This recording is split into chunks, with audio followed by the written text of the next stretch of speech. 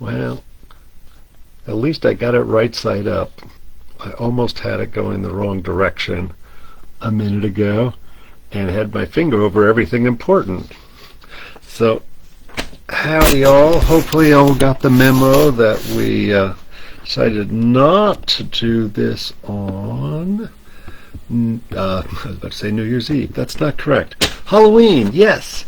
And in case you didn't know it, we're going to have, I'm going to mention this like 10 more times, so I apologize in advance. We are going to be doing a movie night at the garden as part of all the other fun stuff we got coming up, and we'll go over that. We're going to wait right until 6 o'clock, so if you've already jumped on, then we will get going officially at 6. Hopefully I can read the chicken scratch of my notes. But whoever jumps on here, give me a thumbs up. Let us know who you are, where you're from. And of course, post your questions. All your herbal questions, Western, Chinese, our local stuff, Caribbean. And I will do my very best to answer them. And obviously we can do acupuncture questions too, but I know this is a herby heavy crowd that usually jumps on here. Hopefully some of y'all will show up here shortly. Now I am parched. I'm going to be drinking lots of water through this every second of the day. I done got dehydrated today. Oops.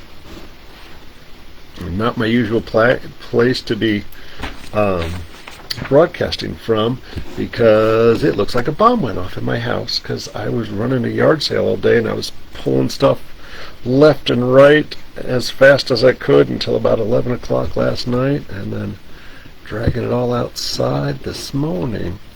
So it was madness around here. Yeah. Alright, well there we go. It is 6 o'clock, so welcome all for another Herbal Open Forum, and we're only going to be on Facebook Live another time or two. Then we're going to try switching over to YouTube as a platform. We'll still spam everybody coming up to it, but this one gets a little clunky at some point, and I find it challenging, and I hate to say it. Please follow us on wherever the heck that is, YouTube. I am trying to monetize it. I got enough subscribers, but subscribe anyway. Trying to get more consistent with my content on there, but I need a certain number of viewing hours before it gets monetized. The viewing stays the same to y'all, but I actually get to make $1. That's probably all I'll get, but you know, multiple revenue streams. So if you don't know it, I'm Bob Linde. I am an herbalist, Western and Chinese, and I would argue a bioregional here for the Caribbean and Florida, as well as an acupuncture physician here in beautiful, and it is beautiful. This is why we live here, is days like today. St. Petersburg, Florida. And I'm the director. Sorry, I actually need to be able to see out of my glasses, it turns out. I am the director. Oh, lots of people showing up. Yay! I'm assuming y'all can hear me. So pardon me while I do station identification here. But we've got acupuncture clinic with 4 great acupuncturists there, all of who have trained with me for close to 2 years, as well as the herbs, acupuncture and herbal therapies, acuherbals.com, as well as the Traditions School of Herbal Studies. You can find out more there at traditionsherbschool.com. And we've also got Traditions, hey Kim, Traditions Teas, Tonics, and Coffee that is open Thursday through Sunday, 8 a.m. until 2 p.m. And, you know, as soon as people find us, we might open up a few extra days or so, if so many people demand it. So I apologize. I'm going to read through. There's so much stuff coming up here the next couple days. It is ridiculous. So stick with me while I go through there, and then I got a good list of questions. And if you haven't been here before, please post your questions in the chat, and I usually will say that I got you, and we'll just add it to the queue. So I'll do my very best to answer everybody's questions. We're here for 2 hours for whatever questions you bring. But exciting stuff that's going on here in Tampa Bay, at Traditions, I should say, although I do have one thing outside of here. Tomorrow we've got Sonia is doing her first album debut release party. That starts at 6:30. There are tickets available online, but I'm doing an herb walk as part of it just to support her. I've known her for years as part of the plant community.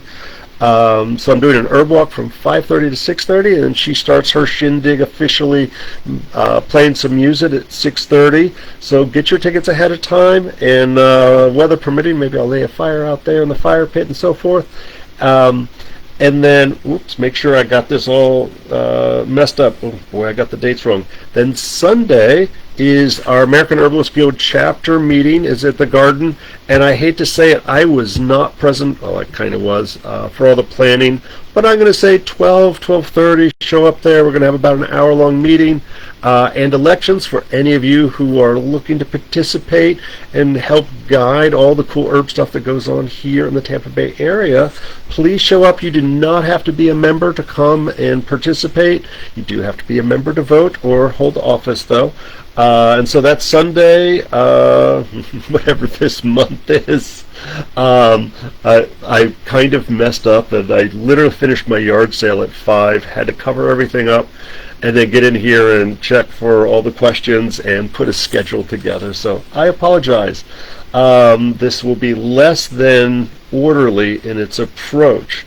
October 31st. Oh, October 31st. I'm super excited. We're going to have movie night in the Garden. We're going to show Young Frankenstein. The tea truck will be open. Bring a blanket. I'll put camp chairs out. We'll probably light a fire.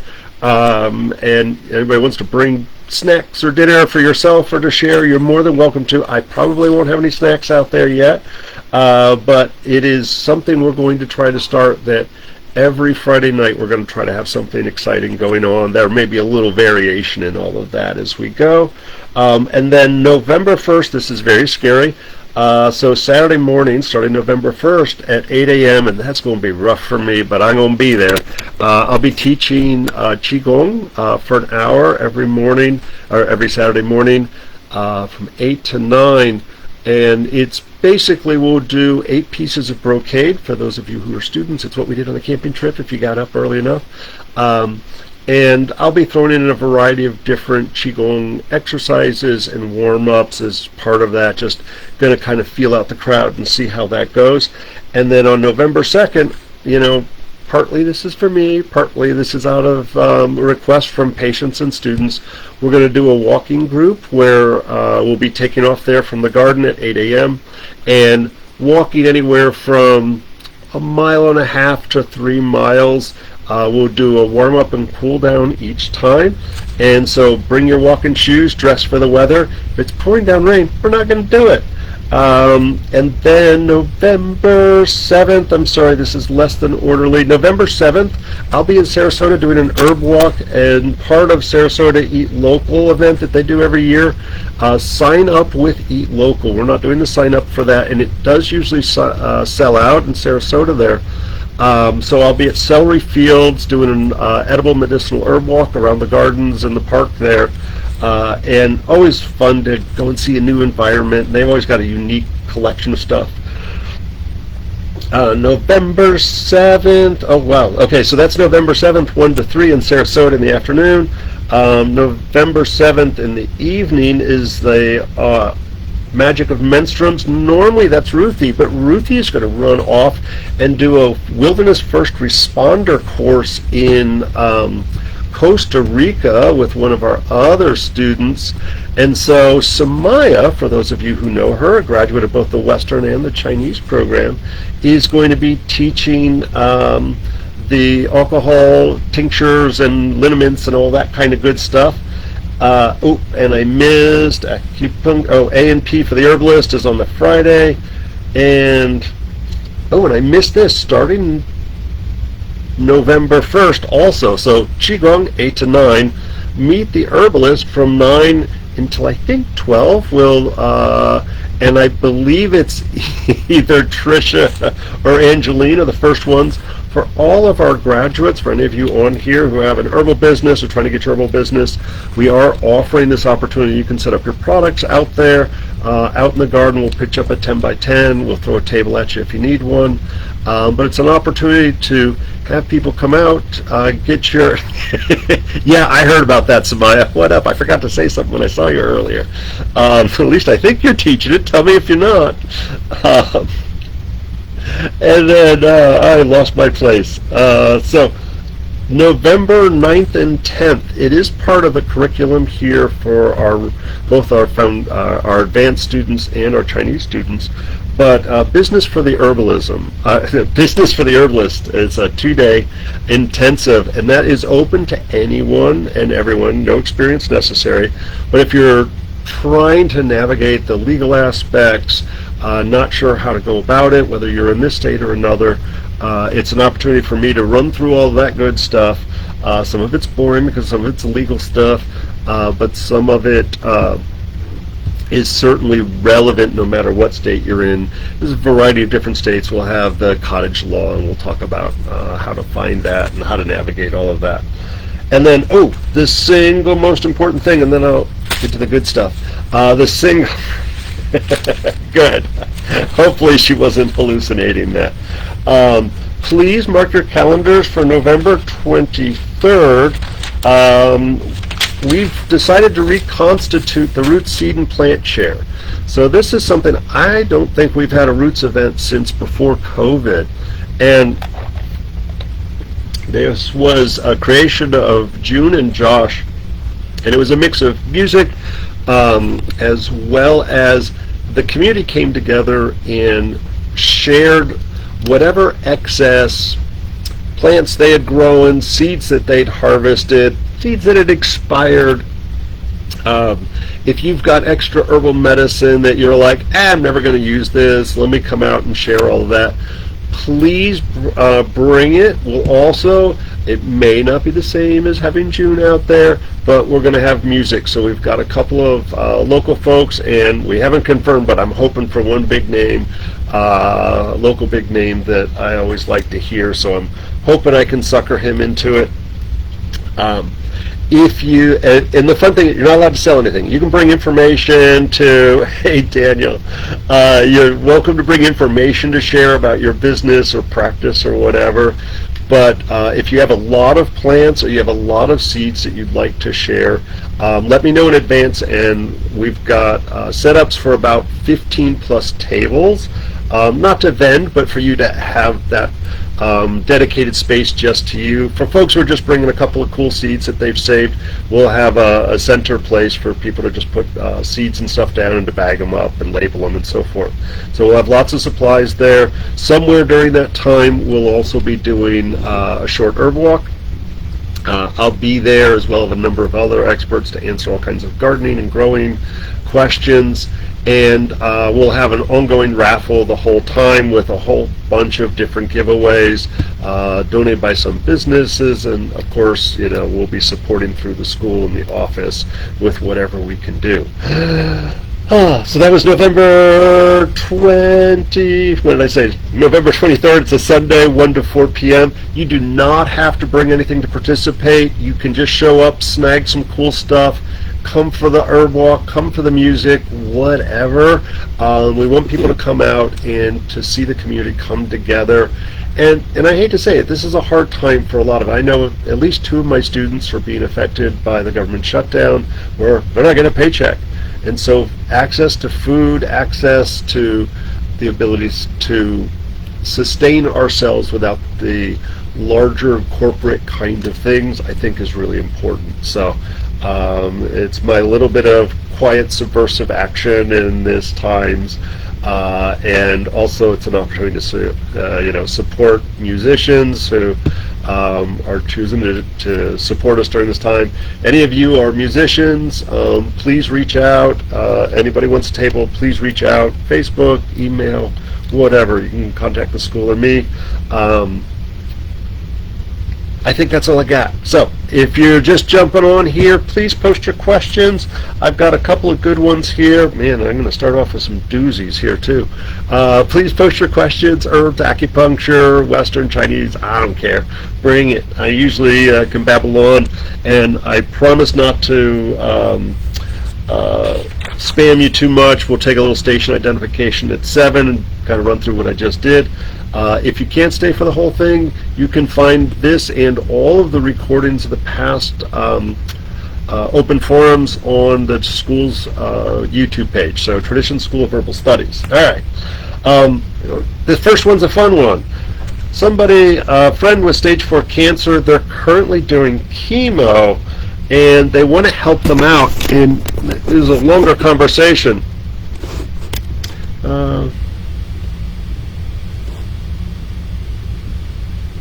You know, Kim, I'll answer that question in a second. I don't know. I hadn't actually thought, I did think about that.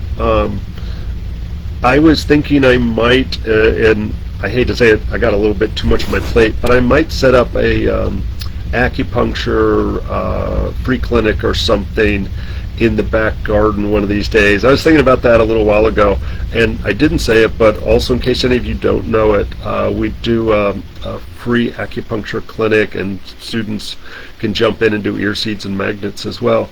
But down at the Sunshine Center in downtown St. Pete, the first and third Friday of every month, first and third Friday of every month, from 10:30 until about 12:30.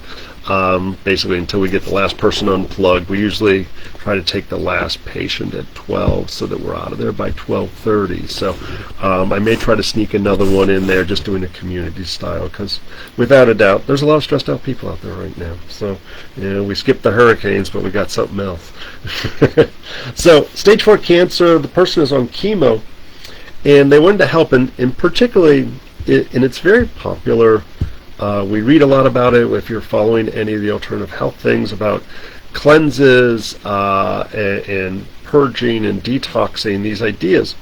And without a doubt, there is a time and place. If you go out having too much fun, that's awesome, Kim. Thank you. I will definitely make noise about it if I schedule one. Without a doubt, if you go out and have too much fun tonight, of course after open forum, or you go out and you're traveling, you're on a cruise, there's people tend to overindulge, and so doing something that will help to clean up the system to support it. And ultimately the body has a number of mechanisms of detoxification, liver, kidneys being the primary ones. And so things that we can do to support that are important, in making sure that we have the nutrients, the vitamins and minerals that our body needs in order to process stuff out. And of course there's a number of herbs that are very helpful in protecting the body and all of that. And when we talk about detoxification, we're usually in our heads, we're translating that consciously, subconsciously, as inflammation. I feel inflamed, I feel toxic, I feel heavy, I feel phlegmy, I'm fatigued, brain fog. Those are things that we tend to associate with this idea of toxicity, and we therefore need to detox or cleanse. And the reality is, and I'm going to translate this a little into Chinese or energetic ideas, phlegm is one of those things that if I go out and have pizza and beer for dinner tonight after we're done with this, promise I won't, then I'm going to be super phlegmy. I won't be able to think right, my sinuses will be kicking my butt, and so forth. And so phlegm is both a Western and Chinese concept. It creates a heaviness, brain fog, fatigue. Even though we're fed, we're not dying of malnutrition or anything. And the other end of that is we tend to see it more from a medical standpoint, that inflammation happens from inflammatory substances. Those can be alcohol, cigarettes, toxic environment, you name it, lots of opportunities. And then if we're going to support our body in its ability to process out those inflammatory substances, some of the things that we need in particular, and super basic. We need water. We need B12. I would say all the B vitamins, but specifically B12. And there's an argument whether it's necessary, but I'm a big fan of because it's so simple, is vitamin C. There's many other nutrients we can throw in there, sulfur compounds, but water, B12, vitamin C, and legit sulfur compounds are necessary for our body to break things down appropriately, and a deficiency in any of those substances makes it harder to process things out. When we look at the phlegm aspect of things, that's about healthy digestion. And so that might be hydrochloric acid pills if you have low stomach acid. That could be any number of different digestive enzymes, digestive bitters, pancreatic enzymes. And the trick is like, which one do you need? There's things that hint at that. The HCl is a little bit harder. You know, my students know about looking for a stomach crack, where there's acid reflux, pain, distension associated with eating, like just having food in your belly, hints at that you have not enough acid. If you get acid reflux when your belly's empty, that it hints at that there's high stomach acid or some other issue going on, like hiatal hernia. If you have floaty poop, that hints at either a super high fiber diet, which is rare, or that your gallbladder is not working as well as it should. So digestive bitters becomes the best approach in a case like that. There's a other aspect I didn't say was inflammatory foods. Things that, like nightshades, I don't have a problem with nightshades. I can eat the nightshade family of foods all day long, totally fine. Had some for dinner earlier. And those are our potatoes, tomatoes, eggplants, peppers, and a bunch of other foods. Google that later. And those foods, if we eat them, it's not a question of we need the right digestive enzymes. We are probably genetically set up to not be able to digest those properly. There's a chemical inside there that some people can eat it, some people can't. And so it tends to, usually one of those is more reactive than others. Some people are highly reactive to all of them. And it can mess up a perfectly good thyroid, very common. Right now there's a thyroid class going on at the school. I'm at home. I find it causes a lot of joint pain, particularly in the hands. So all that said, let's get to the herb part, Bob. Like the classic, like protector of the liver to help with all those inflammatory is milk thistle. But I would say milk thistle is certainly the one that's best researched. But I would say any of the thistles. And what I frequently talk about is artichoke is a thistle. And so whether you're able to go to a health food store and get some milk thistle, or go to the grocery store and get some artichoke, all of those are very protective. Burn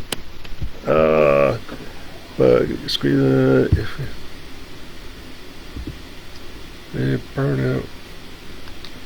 Ooh, this is a long one. All right, wait a second. I'm going to pause for the call so I can read this. Burnout, skipping breakfast because of lack of preparation.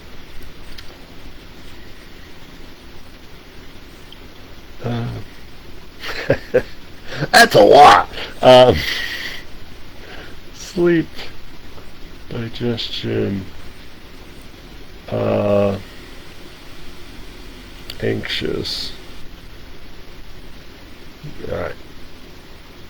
So we unfulfilled, unfulfilled. I can spell, really. Filled, disconnected. All right, cool. We'll add it to the list. So there's a problem here because my conversation wasn't so, and hey, Yoko, the problem wasn't so much this person was toxic. The problem was that they had stage 4 cancer, and this is the really important part, they're doing chemotherapy. And so whether you agree with chemo or you don't, doesn't matter. That's a hard conversation that hopefully none of us ever have to answer for ourselves.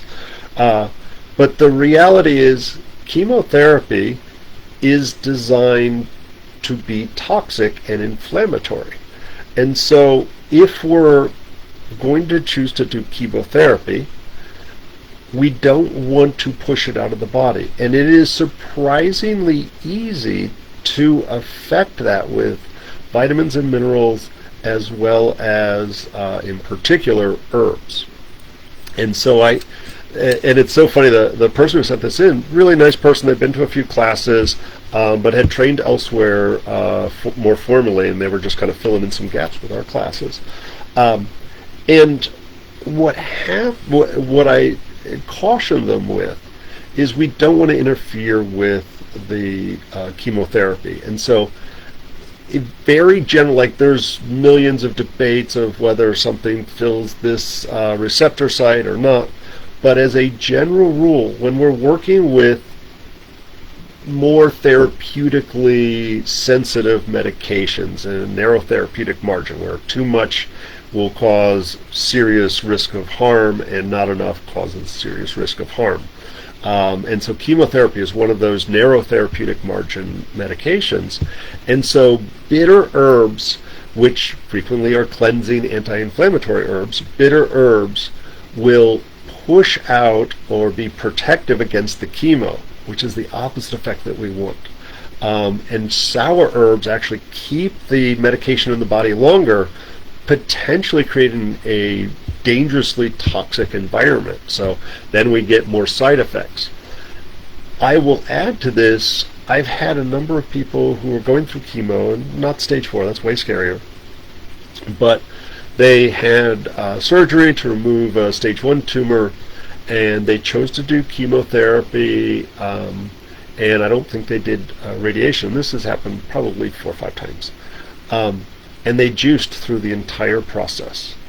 And juicing stimulates the poop, does a strong detoxification, anti-inflammatory, and I would also argue causes some digestive disturbances.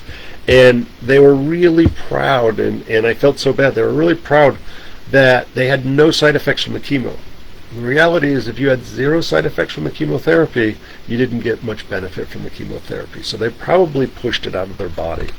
So I generally encourage people to wait, ideally, I'd say 2 months. That's kind of 6 weeks is the maximum benefit you get from chemo. So when your last treatment, then you go through and you clean up the mess that the chemotherapy or radiation created.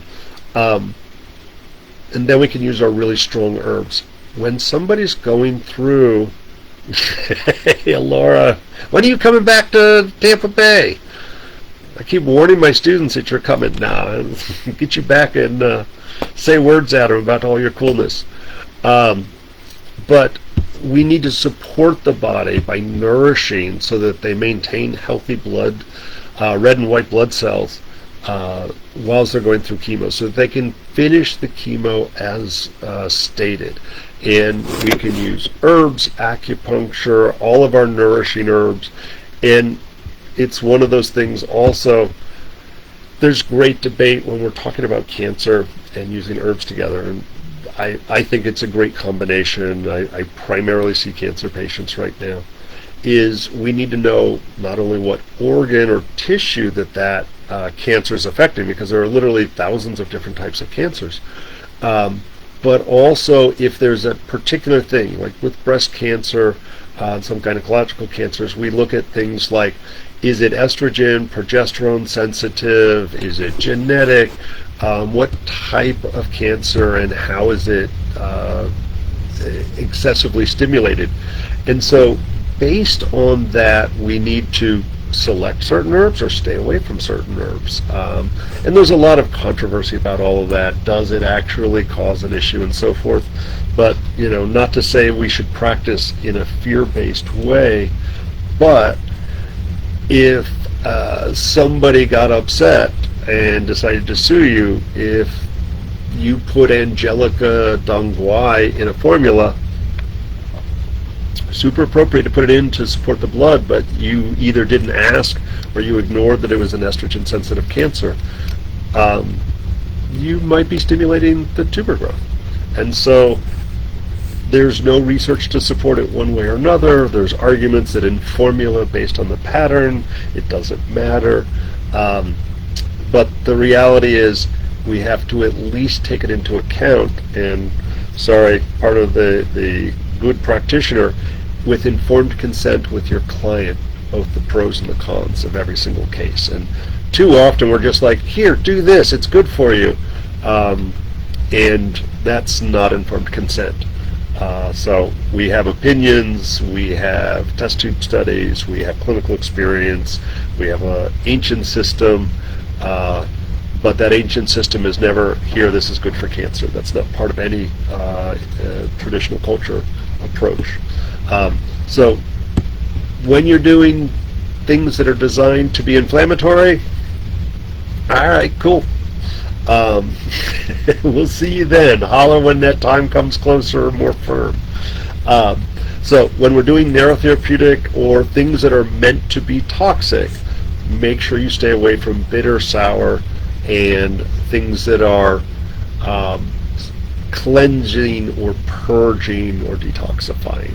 Just as a general rule, make sure that you have enough water. Work with an herbalist. Yeah. I know. Samaya sees, she's, I brag about Samaya all the time because she primarily sees cancer patients and a Western alternative cancer clinic.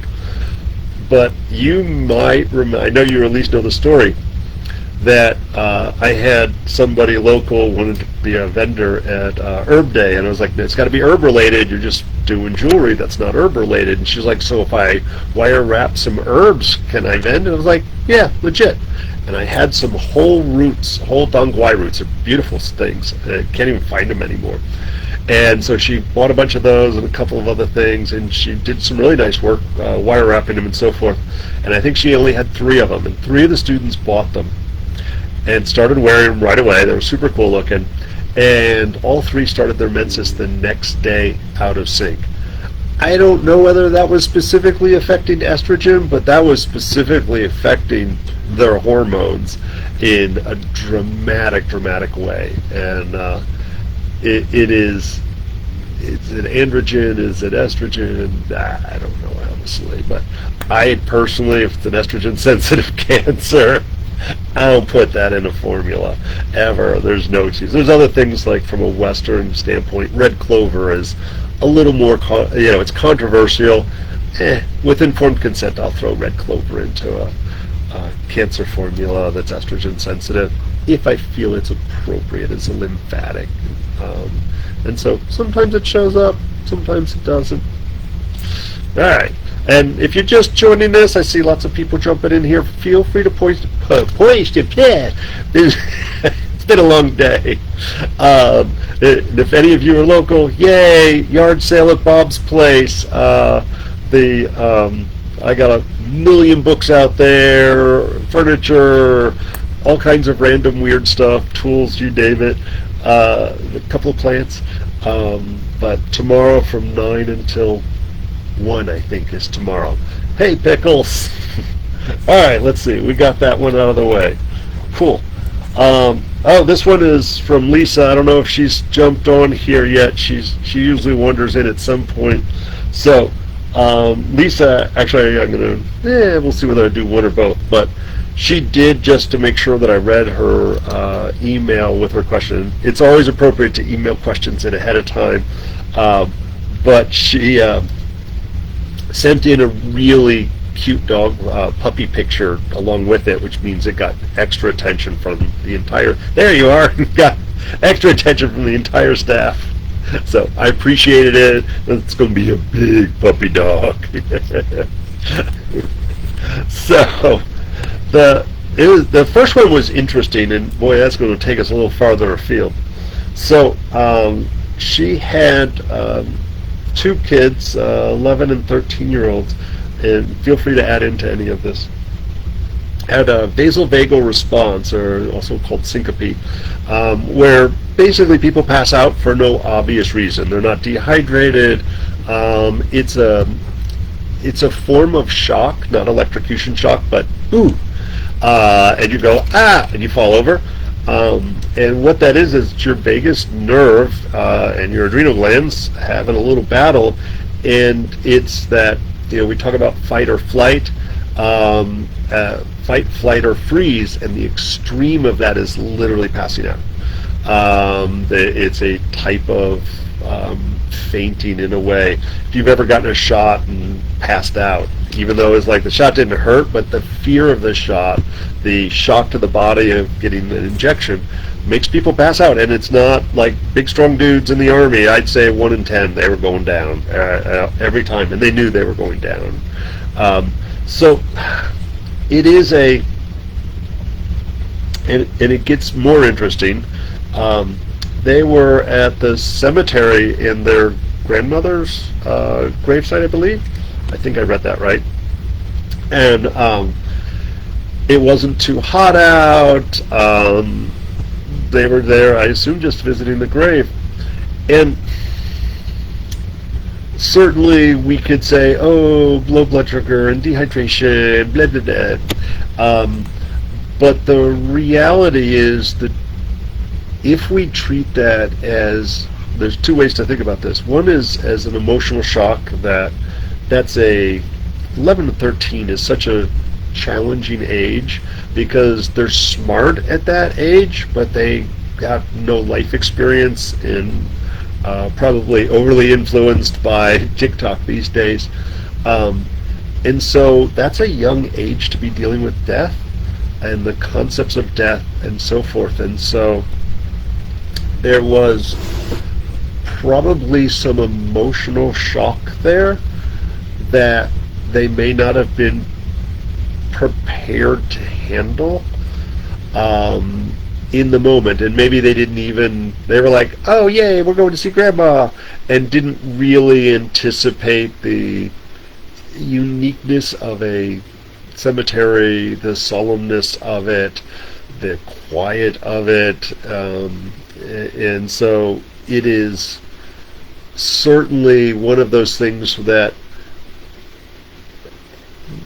if it was their first time going to a place like that, to having a conversation about death and dying, and maybe before, and how was that afterwards, from an herbal standpoint, hot and sweaty. From an herbal standpoint, going into that, there's two ways to approach it. There's a plan. There's a part B to all of this beyond all of it.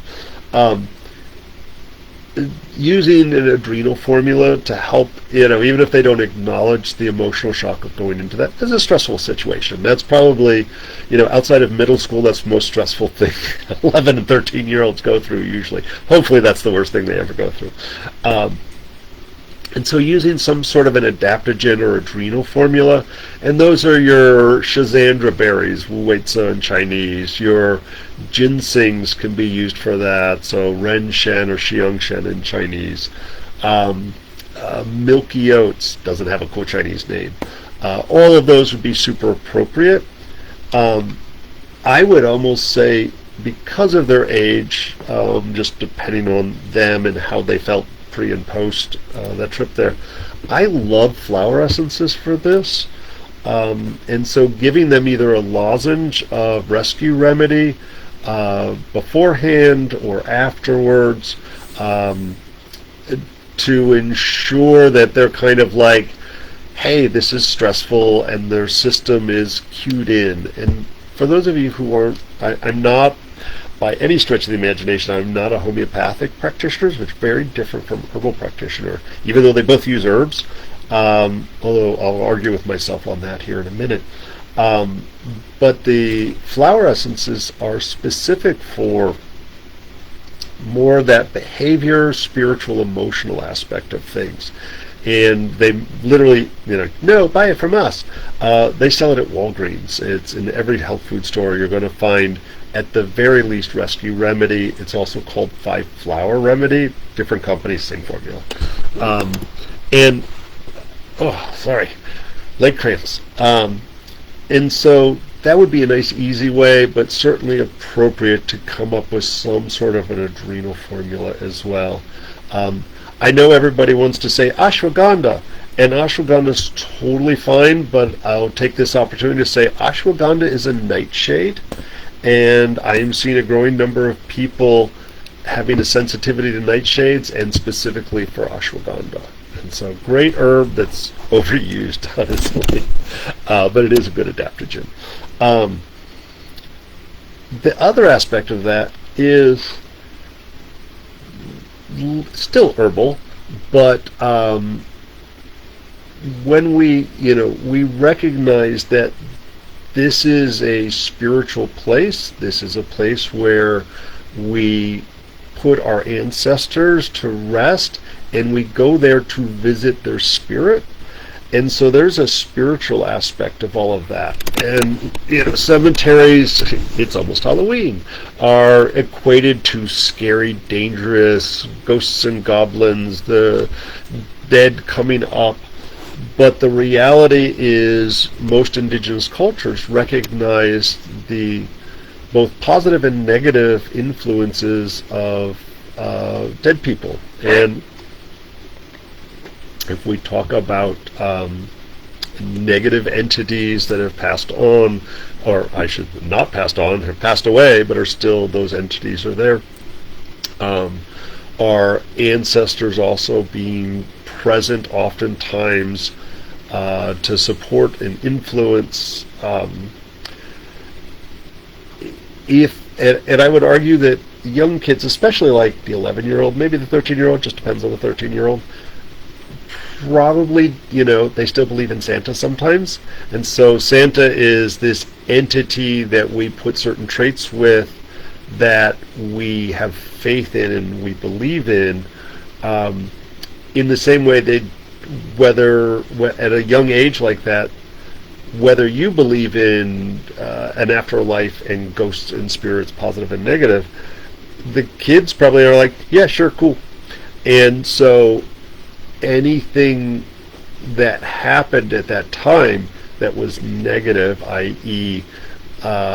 Some sort of spiritual entity, that could have been overwhelming for a kid and caused them literally to freak out and pass out. And so in a case like that, spiritual medicine becomes more appropriate to go into a place like that, and or smudging pre and post going to ancestor worship.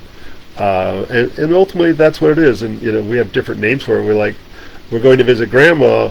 In some Asian cultures, that's ancestor worship. When we look at Confucius and so forth, that's a very important part of culture and life and so forth. And so usually, and there's obviously very specific things that you can bring with you. And assuming nobody puts their parents in their backyard anymore. We don't have 7 generations of a home and property like might have 100 years ago. And so we put our ancestors into cemeteries, or we choose a place if they're cremated, maybe a place of significance. And so if we have an isolated place like our own property that we plant them, we feel safe because it's only them. Presumably they were good humans, and so we don't need a lot of protection of our family. When we go to a cemetery, there's good people and bad people in cemeteries. Not everybody was, fuzzy bunnies and happy puppy dogs there. There was some bad people that are probably in every cemetery. And so going into there with protection, because you don't know who's planted next to you, folks, would be appropriate. And of course I don't have mine on because I broke it today, which is always a bad sign. But wearing the rosary piece is super appropriate in cemeteries. Yarrow is very protective in cemeteries. And so, the idea that yarrow keeps the dead off. It expels evil wind. There's a number of things that we talk about with yarrow, and that can be drunk as a tea, that can be worn in a satchel, just a bag, that can be stuffed up your nose if you're really freaking out. You can bathe in it pre and post. All are very appropriate ways to address that. And an 11 and 13-year-old may not be able to articulate why they passed out, but the fact that both did is interesting. They probably are a little bit more cognizant than the rest of us. We're all shut down to the world at this point, and disbelief stops us from seeing, hearing, and experiencing a lot of great things in life. So I don't know. Did you have any more to add into that, Lisa? It was one of the more interesting questions for the evening, I would say.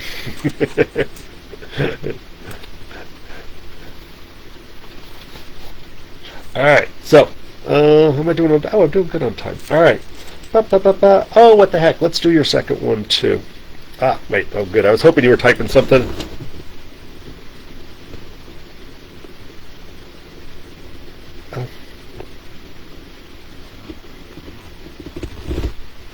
Okay, yeah, no, I believe it, and it's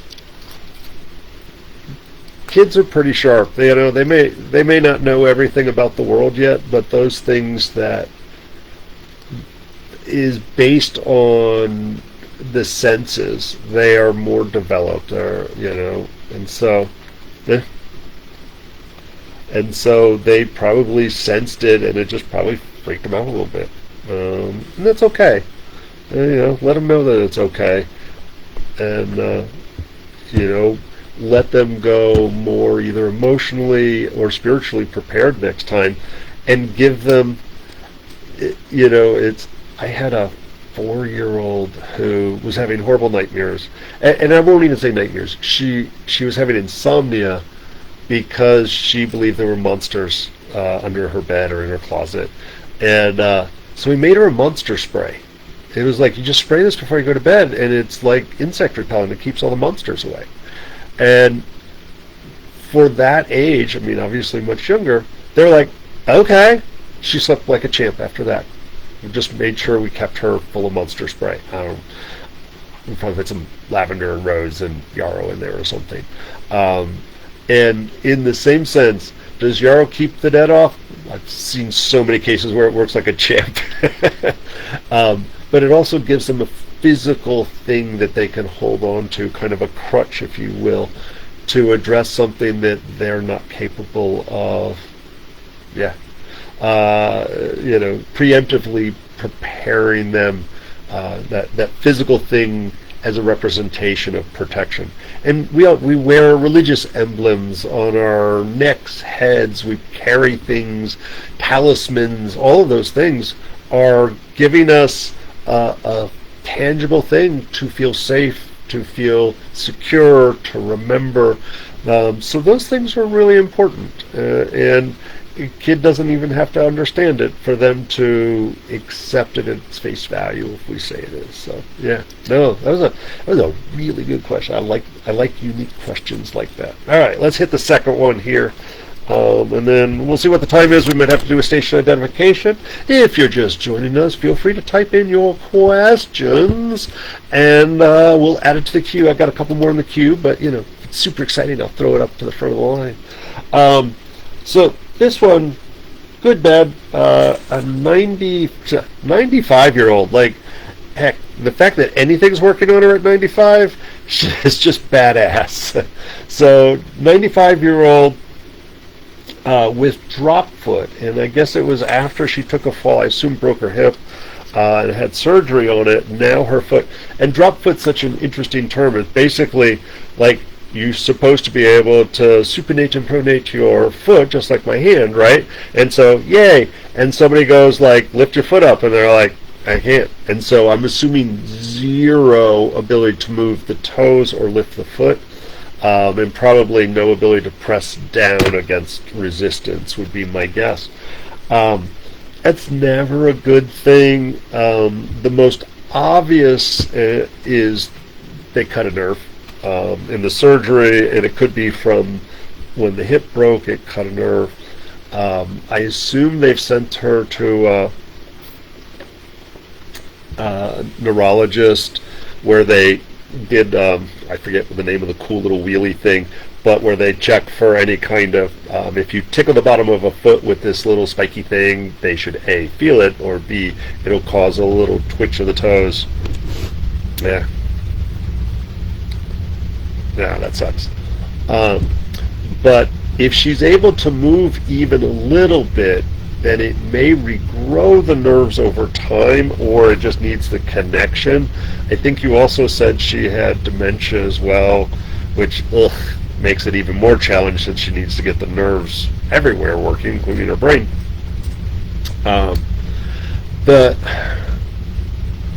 I won't say there's an easy answer. I mean, and it's not limited to a cut nerve, but when we look at what's the most immediate history is, took a fall, broke a hip, surgery that's very invasive. They nick stuff in there all the time, and so big scary. The possibility, if it's only a slightly damaged nerve, that St. John's wort oil topically, and here's the trick, I would say at the incision site, and so I assume around her butt cheek and her hip, and so once or twice a day massaging some St. John's wort oil on there, and it's, I would say internally, but at 95 I assume she's on some medications. And so as a general rule, St. John's wort as an herb internally, wonderful herb, but it interferes with half the prescription medications. And so if you're taking anything including birth control, I know I say this every time probably, don't take St. John's wort internally. Externally it's very safe. And so it helps to reduce inflammation of the nerves, it helps to regrow the nerves, really just phenomenal for all things nervy. And so I love it for any kind of neuropathy pain. I would say potentially maybe doing it on the feet as well, or foot as it might be helpful. Milky oats could be helpful and should be safe to do internally.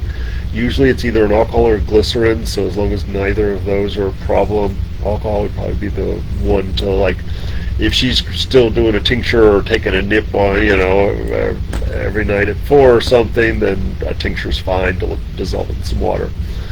I would also say at 95, I assume she has lousy absorption. So ensuring, and it's funny, we kind of started with detoxification, B12, and B12 is super important to create repair in the body, detoxification, and so forth. Ideally using the methylated form, whether or not you need the methylated form at 95, she needs all the help she can get. It'd be kinder and gentler. But if she's on acid reflux meds and or has poor digestion and poor appetite, at 95, I assume she's not scarfing down steak and potatoes every day, she might benefit from doing B vitamin injections. And here's where it gets interesting. Oh, that's a fun one. I'm going to say tincture, infusion, powder,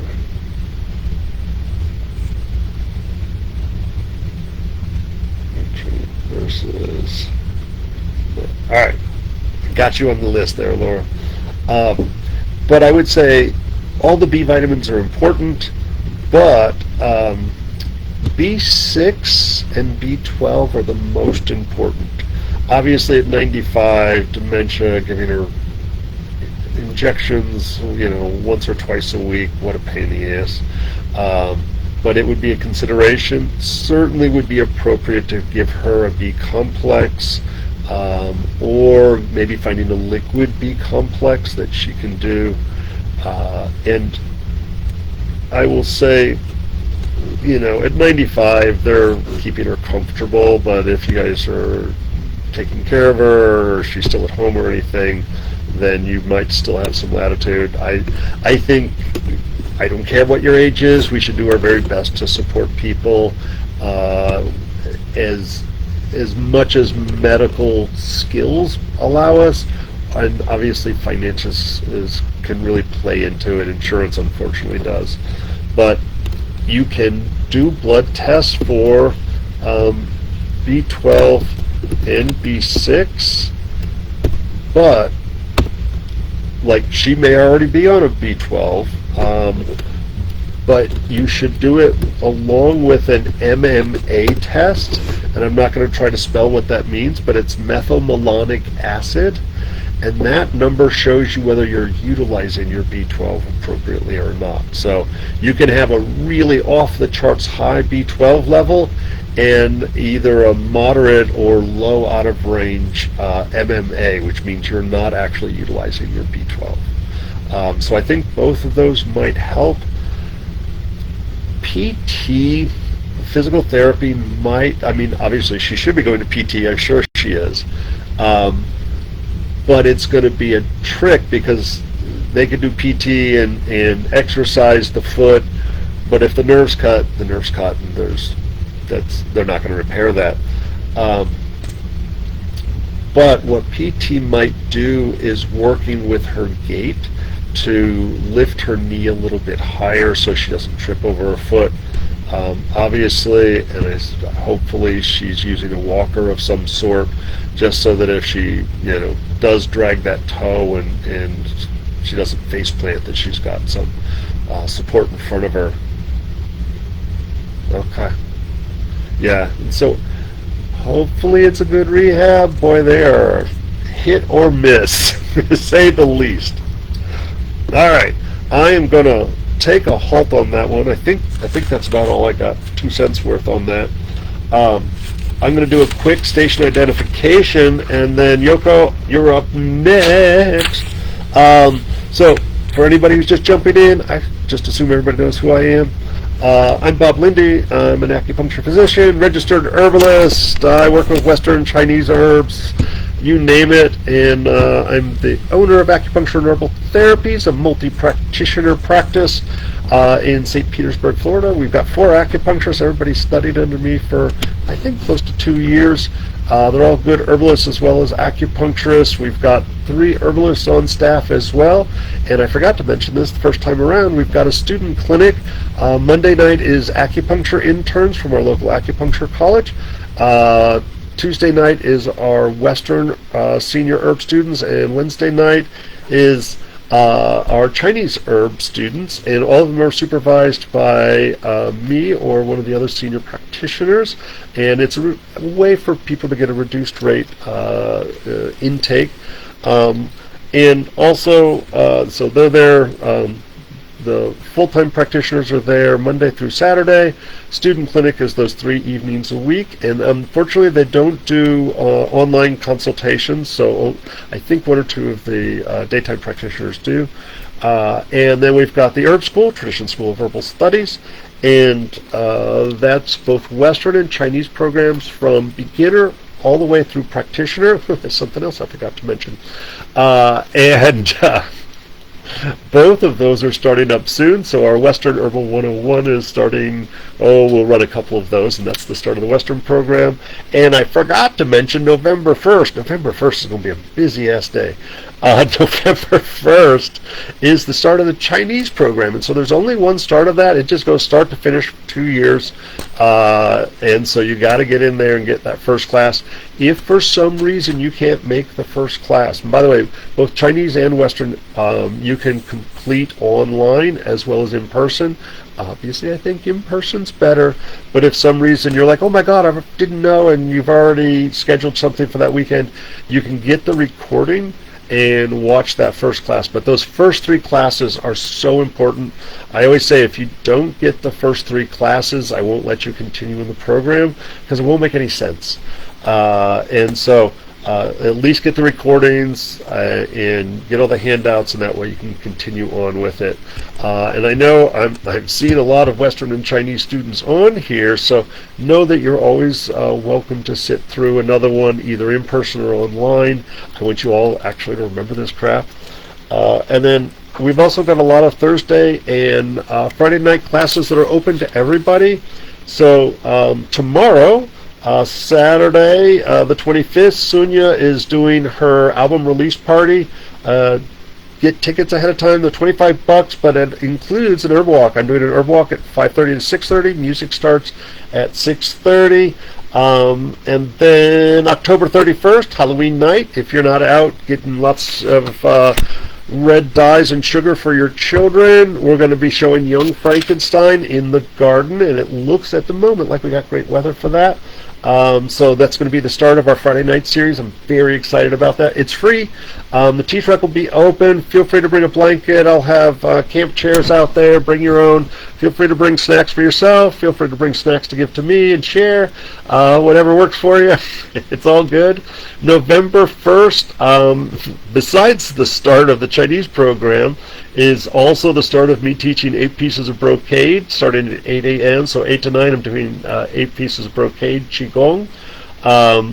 And then at 9 o'clock, meet the herbalist, and I don't know whether it's Trisha or Angeline, but one of them is going to be there, I think 9 to 11, 9 to 12. They're going to be vending their products, talking to people about what they like to do. I will say both of them see clients outside. Well, actually, Trisha sees clients there. She specializes in thyroid, has a really great product line for both humans and pets. Angeline sees pets as clients outside of the clinic and also has a product line specifically for pets. So it's an opportunity to just sit on and chat with them and bend their ear one-on-one. November 2nd, I'm starting a walking group, so we'll be doing a warm-up, cool-down for an hour.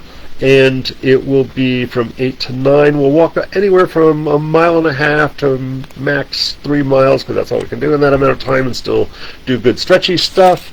I'm going to be in Sarasota November 7th from 1 to 3 p.m. as a part of Eat Local Sarasota Week. And so I'm doing an edible medicinal herb walk at Celery Fields in Sarasota. They are doing the registration. It usually sells out every year. I've done this probably the last 10, 15 years for them, which has been super fun. Always, it's nice to see new faces and all that. And in case you didn't know, herb walks are starting up in the gardens, so watch for those. You know, it's so nice. We're getting like 10 people in each one. That really gives us a chance to focus in, talk about different plants, see what's growing that particular time of year, and answer more questions than when I'm like, usually they're 2-hour herb walks. I don't have to rush. I can tell longer stories. I can answer questions. So watch for those. November 7th is also, and Samaya, who's on here, is filling in for Ruthie. She's going off to get a Wilderness First Responders in Costa Rica. I'm super jealous. But that's going to be Magic of Menstruums. It'll be alcohol, so tinctures and liniments. Sorry, I'm skipping. We said that November 1st and 9th will be Meet the Herbalist. Oh, November 9-10 is Business of Herbalisms. So, cool. Yeah, watch the replay on YouTube, Yoko, and I will babble on. Jeez. Business of Herbalism, for all of you, like, yay, everybody should take my courses, but either you forgot everything we said, you need to retake it, you're more than welcome to jump in. It's a requirement for our Western and Chinese students at some point, but even if you took a program with somebody else, sometimes the business end of it, the legal end of it, really is not. We're herbalists, we like to play with plants, and so we don't always do a good job. So the Business of Herbalism class is open for everybody. It's 10 to 5, November 9th and 10th. And forget everything else I said. Remember November 23rd, it's a Sunday, from 1 to 4. It is the reconstituting or the replanting or doing a cutting of, I don't know, come up with something fun like that, of the root, seed, and plant share And what that is everybody who has extra plants, seeds, herbal products, whatever. You're not allowed to sell anything at this event. It's like giving things away. And sharing with your community, getting to know your community, sharing knowledge with your community. We also have a number of musicians who are going to be playing, and it's mostly to suck you all in. So you don't have to have any plants or seeds to share. If you're just like, I'm new to the area, I'm learning how to garden, I don't know how to garden, come. People with knowledge will be there. For any of you who have like, I got a lot of stuff to share, I'm going to bring some stuff. Please reach out, and I've got about 15 tables. There's no charge for them. I just want to make sure they're set up and that I don't run out of space for folks. And super appropriate if you have a business, bring propaganda. You can give things away, so propaganda is the thing to give away. Give your knowledge, impress everybody. And this is open to everybody. It's not just for my students. This is something I've wanted to bring back. It's been over 10 years since we had Roots. It was a creation of June Bustamante and Josh. Josh's last name just flew out of my head, but no matter, he moved out of the area.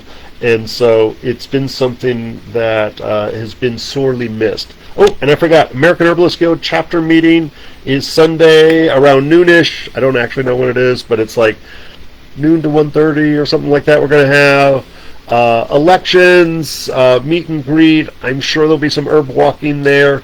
And you don't have to be a member to attend, so we encourage you. For those of you who are AHG members, you get to vote, and we'll try our very best to sucker you into taking one of the leadership roles for our local chapter, so you can guide all the cool stuff that we're going to do as herby folks in this community. All right. Yoko's one. Let me see if I won't say, I'm writing really fast notes. I have to be on the right page. Oh, and anybody who is listening, acuherbals.com for the acupuncture herbal therapies, traditionsherbschool.com for the herb school, and Traditions Teas, Tonics, and Coffee. It's on Facebook, and I don't remember it has a website. I don't remember its name. Where are we? Okay, so she has a client who I'm going to choke to death. Sorry. Who has sleep, digestive issues, anxiety, having a hard time eating in the morning, can't breathe. No, don't call the anybody. But I thought one of the more interesting things, yay, everybody needs better sleep and digestion, and everybody's got a little bit of anxiety, but the feeling disconnected and unfulfilled. I thought those were really important words there. So she made it extra challenging here at the end of like, blend this into a chewable gummy. Oi. Good luck with that. It's not that hard to make gummies, but it is time intensive, which makes it more challenging. With gummies, obviously, you can make it taste a little better because there's a lot of honey, indoor sugar, cornstarch are all different ways to play with that a little bit. Well, the downside is sugar, obviously, not always a great thing. You're also, you have to take a fair amount of it to get the same amount of herbs oftentimes in there. But there's lots of variation. I'm guessing there's a reason why she can't do either alcohol tincture or glycerin or glycerite of some sort. But figuring out the right way for, and I was just telling my students this the other day, is like, if we want to give a client herbs, and they were like, I want the strongest, I want the best. And my statement always is, the best form of medicine is the one you'll do consistently. And so, the strongest is probably decocting an hour every day and drinking this horribly bitter swill. And the reality is most people don't have the time or the inclination or the desire to do that. And so they would probably do it for 3-4 days, and then it would go from twice a day of drinking it to maybe once a day, and then they'd forget to cook it. And they're like, all right, that's not a good form of medicine. Teas, great. But now it needs, a 20-30 minute steep time. It may or may not taste good. So sometimes tinctures are a convenient way to take the medicine, but obviously that's an alcohol. And I'm going to go more detail on that. Sorry for Laura's question that's coming up after this. So when I see things like disconnected and unfulfilled, sorry, I'm reading my notes. Can anybody read that? I immediately, there's a lot of interesting directions that we can go with all of that. So I love flower essences for those kinds of states. When I hear a client say those kinds of words, I immediately think flower essences, and I hate to say it, I don't have the flower essences memorized the way I do my herbs, and so I have a tendency to just I'm like, all right, this feels like a flower essence. I open up the book and I sit there and I find anywhere from 1 to at a most 5 remedies that I would use. And without a doubt, it's not as, just like herbs aren't just Google it. With flower essences, there's a very specific way that we formulate our flower essences. The dosing is the opposite of what we do with herbs. And I would say, take our flower essence 2-weekend class, except that you've already missed it. So catch it next year. Get on a waiting list if you're interested in taking the 2-weekend intensive to actually become a certified flower essence practitioner. So Alyssa, not me, I don't teach that one, it can go through. The course is set up for you to become a certified practitioner. You have to do some additional homework at the end and turn that all into the organization to get your practitioner certification on that. So unfulfilled and disconnected. I'll also, and I'm choosing those to go on the most about because I think those are the most interesting and more difficult things to answer for most folks, and I think it has less to do with herbs and more to do with behavior and and I was like, Yoko, I was about to say you're a counselor, but no, you're a nutrition, you're a licensed nutritional counselor, I believe. So some cool certification like that. And so those are a little bit more challenging, so those become more behavioral, like how do we find fulfillment, how do we feel more connected to family, community, whatever greater whole that we want to feel connected to. And for religious people, it's easy. They go to church. If they don't like that church, they go to a different church. But if you're not a person with a formal religious construct in order to meet that need, and it's one of the, I'm not a person who goes to organized religious practices, but that's one of the great benefits of one, because they really set that process for you, and you have a created community of like-minded folks. And so it's a little harder for us. We don't have the wild and woolly tree-hugging, nature-worshipping societies. We don't have, Tuesday services anywhere. If somebody wants to start that, I'll go. So I like to go with the disconnected in particular. I'm putting words into her mouth, and that would be a conversation I would have with a client normally. As disconnected can parallel ungrounded, and it can also be burdened. And so there's a lot of different ways that I might interpret that, and I would ask more questions to try to get clarity, because what one person might interpret that for may not be exactly what the client's interpreting it as. And this is so cliche, spending time in nature by yourself. And I think if I remember right, you said that she had family, she had kids, and she was trying to get these kids fed off to school or whatever. And so finding time somewhere in life, and it's tough. If she's working and she's the one with the primary responsibility for the kids, that can be really hard to find 30 minutes. And sometimes that is thrust upon people that they can't have 30 minutes, or it's an implied 30 minutes that they're just like, well, I just want to collapse on the couch. And so also finding the motivation to go on, like, how do I find a place to go into nature? And it's great. I could walk to Boyd Hill Nature Park in 15 minutes if I wanted to. It's a 3 to 5 minute drive for me.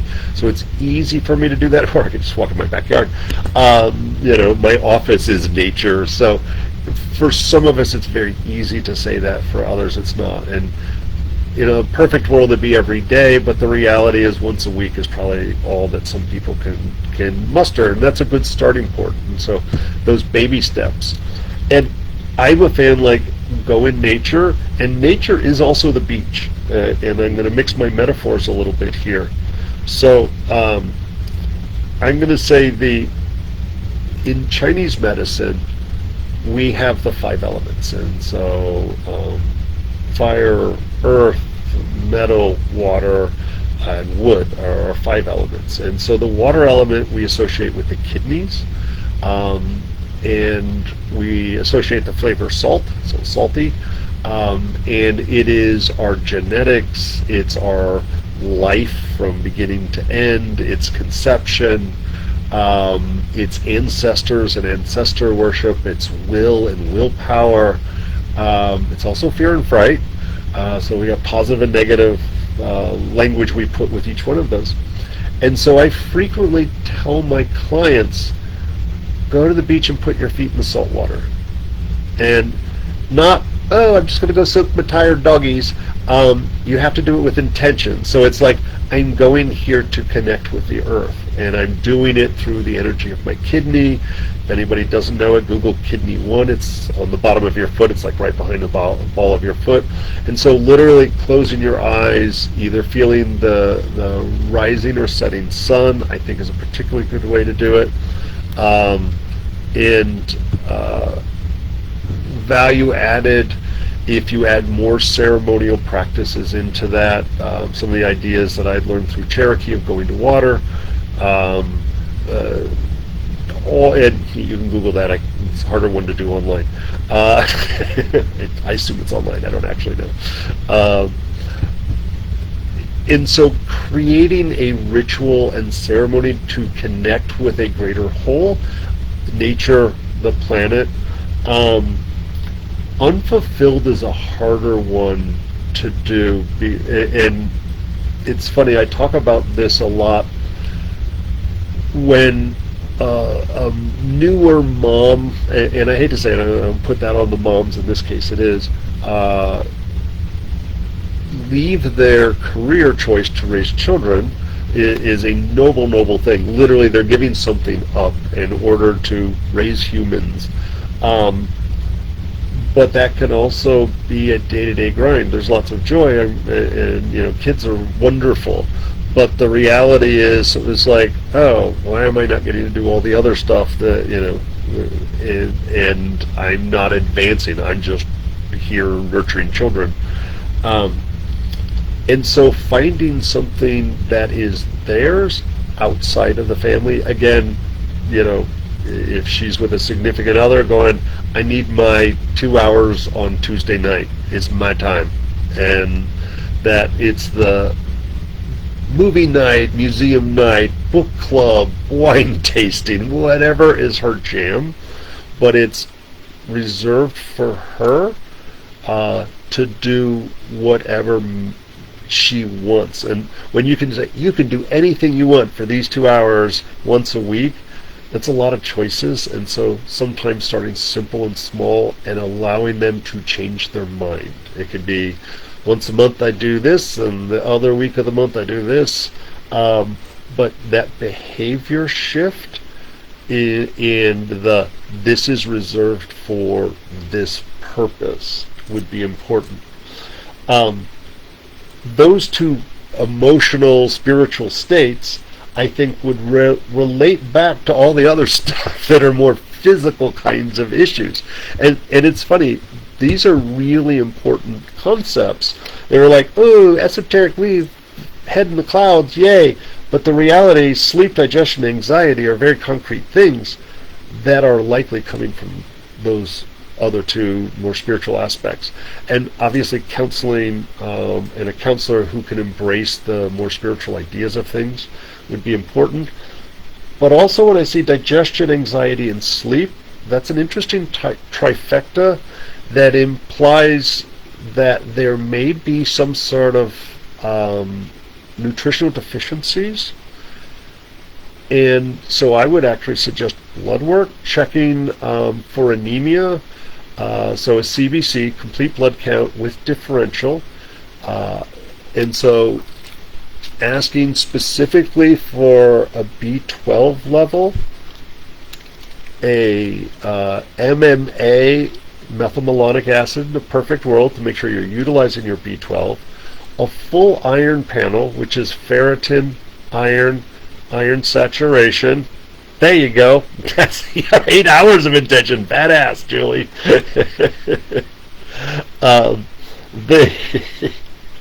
The ferritin, iron saturation, vitamin D, just cause everybody should get their vitamin D levels checked, and conceivably it wouldn't be wrong to rule out thyroid. And so if she's in a stress, life is stressful, but if she's feeling more stressed than is normal, never wrong to do a thyroid, so checking TSH, T3, T4, and thyroid antibodies.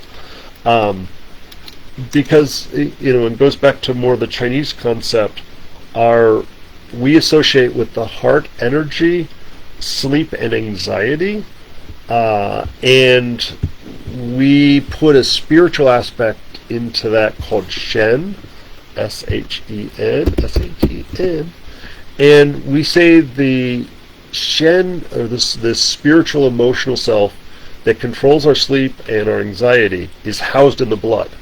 And so if you don't have enough of those red blood cells to house the Shen, then it's unanchored and we wake up easily, we have anxiety.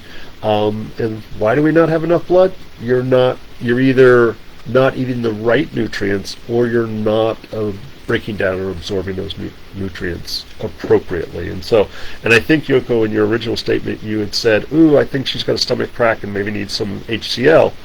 And so that hydrochloric acid, experimenting with that would not be wrong to ensure that she's able to absorb all of her minerals, the iron in particular, and also her B12. All of that's kind of dependent on the stomach acid. Things that could help. Digestive bitters certainly are a nice, easy way to go. It's hard to say specific digestive bitters to go in there, but nobody knows what I'm saying. Gentian. Gentian is the king of bitters, is usually the foundation of most digestive bitters. One of the things to look at, we talk about energetics. Are people hot or cold, wet or dry, deficient, excess, tense, or lax? As a way to guide how we put our formulas and our herbs together. So gentian's generally pretty cold. And so somebody has like, oh my God, I'm on fire, your face is red or darker if you have more melanin, and you're shouting at everybody, then lots of cold herbs to cool you off is definitely the way to go. But if you're like, no, my digestion's always cold, I hate cold drinks, I really like warm tea all the time, but we might need to make a warming digestive bitter. So it's easy to find a cold one, like Swedish bitters are a good cooling digestive bitter. Lots of other bitters formulas out there. But things I like to add is fennel. And for my Chinese folks out there, fennel is a Chinese herb. So that's xiao hui xiang. I think somebody just posted something and I missed it. Nope, I'm just hallucinating. I like fennel. I love orange peel. Orange peel is also good if somebody's got stress is affecting their digestive system. It's warming, tastes good. If somebody needs a little bit more moisture or a little sweetness to it, I like the fenugreek, which is also a Chinese herb. I got to remember what it is. Hulu Ba, I believe. Oops, take that I out of the Hulu Ba. That's a nice digestive, hormonal balancing, kind of neutral to slightly warm, moistening herb. It has a maple syrup flavor to it that I think makes it enjoyable. For folks who are really deficient, if she is anemic, a little blackstrap molasses in there takes some of the roughness, because sometimes we make it an alcohol digestive bitter, but sometimes we'll make it out of vinegar, so adding that little bit of acidity. So that little bit of blackstrap molasses adds iron to the mix, some B vitamins, sulfur, all of those are good things. And it's funny, after that, it's like ginger, of course, can be put in there. There's lots of herbs can be added based on the symptoms. Mint, catnip, holy basil, all good digestive bitters. I'm trying to think of what else I like to put in there. So putting your digestive bitters together based on hot or cold, deficient or excess, if you're like really excessive, fiery, but if you're stressed and where you're just like contracted and tense and distended belly, you want to put more relaxing herbs like that holy basil in there, maybe lemon balm. If you're getting floaty poops in there, artichoke is good. I would say actually digestive bitters as a whole are really good for that.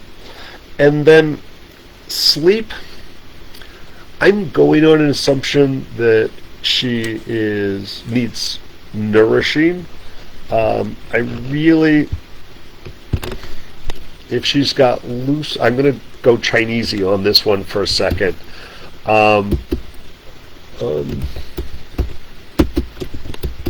If somebody is tending towards loose stools, it's a modern formula called An Mian Pian, which translates loosely to sleep pills. And for somebody who's tending towards drier stools or anemia, I like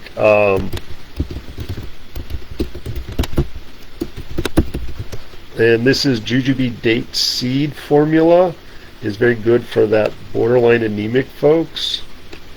For somebody who's night sweats, hot flashes, anxiety, I like the formula Heavenly Emperor,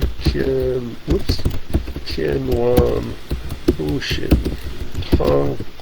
But they would need, they should be having constipation, night sweats, hot flashes, malar flush where it's dark or red here, hot hands and feet.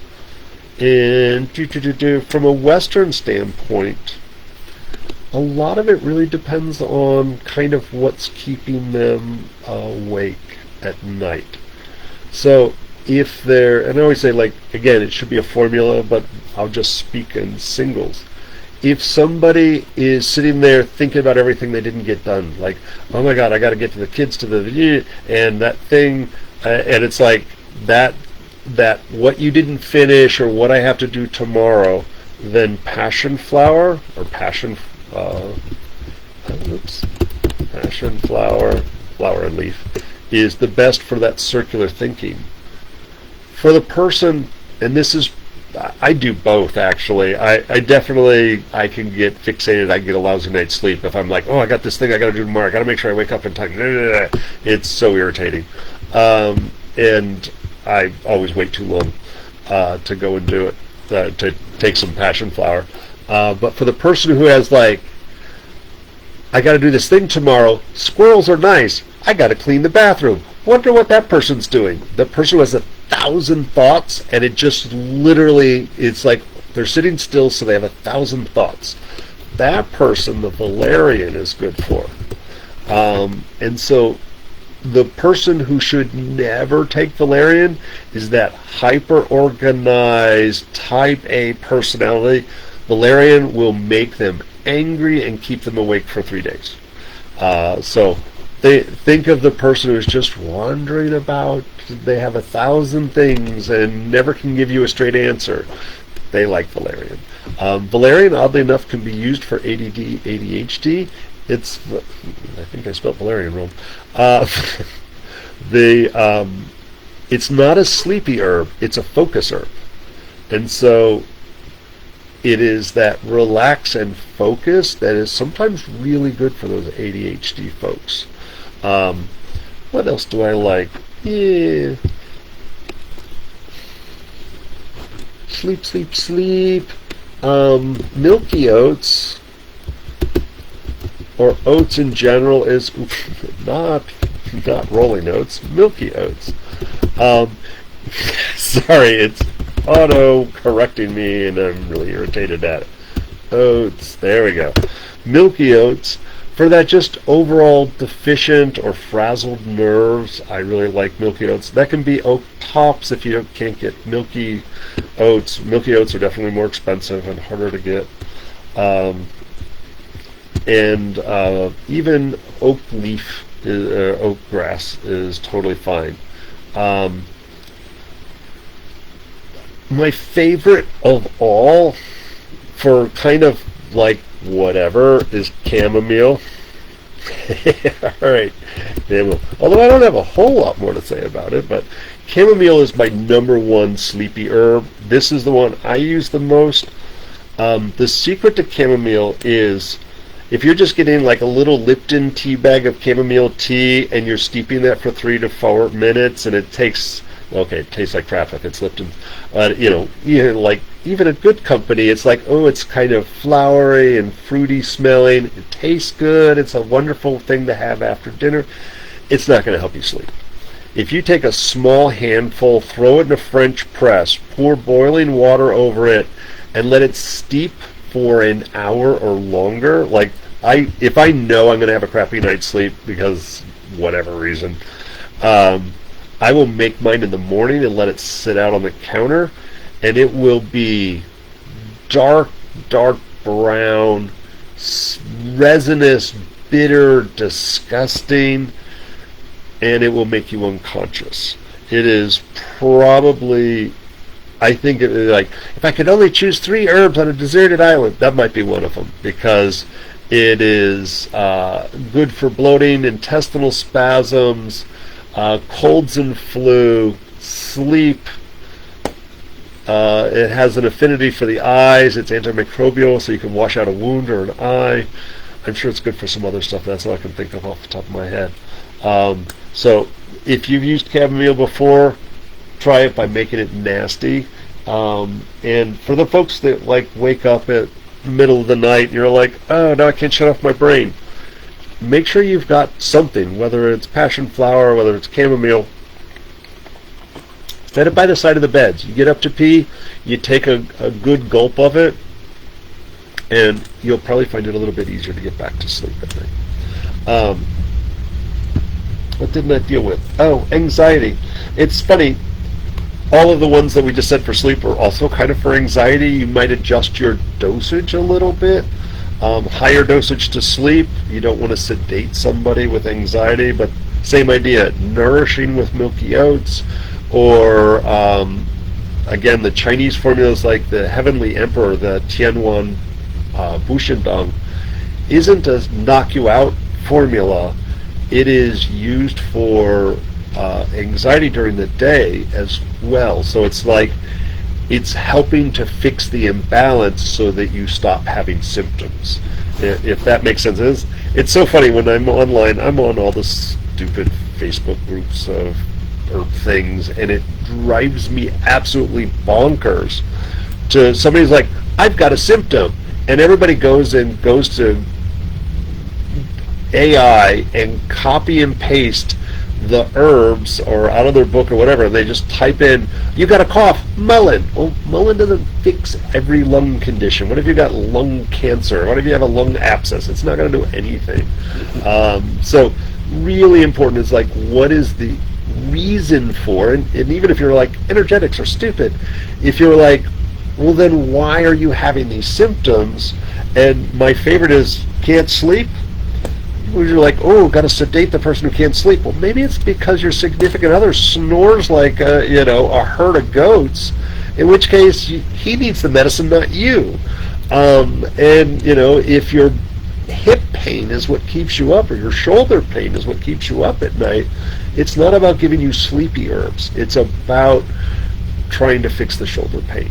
And so, always when somebody's like, what do you got for, insert word here, your next statement should always be why you got that, right? Why can't you sleep? Why do you have anxiety? It's like, well, maybe it's because you didn't get your hit of heroin today, in which case then we need to help you with a heroin addiction, right? Because that would give you anxiety. I ran out of drugs and I can't score any more drugs. You're going to have an issue. I'd still give you some of those same herbs, though. Passion flower is great for addiction. So really always make sure you're asking the why. Anxiety. I do like my Chinese herbs for anxiety. Herbs that I would add into that is blue vervain. I struggle with blue vervain. This is different. Like if you ask a Jamaican about blue vervain, they're going to actually be talking about porterweed, which is a common ornamental plant that we use all over Florida, it's very different from the blue vervain that grows up north in ponds and so forth. Blue vervain is for the type A person. That's for the hyper-organized, the list maker, the hyper-controller. The downside of blue vervain is it is bitter. It is challenging to drink that. So finding a way to enjoy it is always the trick. So definitely is a tincture, and then diluting that in water can make it more palatable. Rose is one that I think is often overlooked. It's very gentle. Hawthorn can be used for anxiety. It's very heart-centered. What else do I? If the anxiety comes up at night, I might consider ashwagandha for a short period of time. I'm sure I forget. Oh, magnesium. We didn't say magnesium. Magnesium, citrate or glycinate. If there's tending towards constipation, citrate. If it's normal to loose, I would consider glycinate. Is great for sleep. And can even be used in smaller amounts during the day for anxiety, and that oftentimes goes along with malabsorption. But as a generality, we just generally don't have enough magnesium in our diet because it's not in our soil. And B6, vitamin B6, and so we talk about B complexes, and B complexes are great, but sometimes when you read there's like a stress formula, it will have more B6 than B12, and so B6 is kind of like the yin to the yang of B12. B12 is detoxification, it's energy level, it's muscle firing, and so forth. B6 is more relaxing, calming, nourishing, great for nerve inflammation or nerve dysfunction, and so finding a formula that's higher in B6 than B12.